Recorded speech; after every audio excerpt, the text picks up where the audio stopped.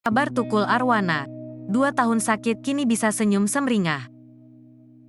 Sudah 2 tahun pelawak ternama Tukul Arwana vakum dari dunia hiburan karena harus berjuang bangun dari sakitnya.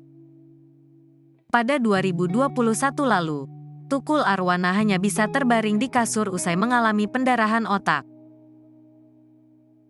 Sang pelawak sekaligus pembawa acara itu pun bahkan sempat operasi pendarahan otak dan menjalani fisioterapi.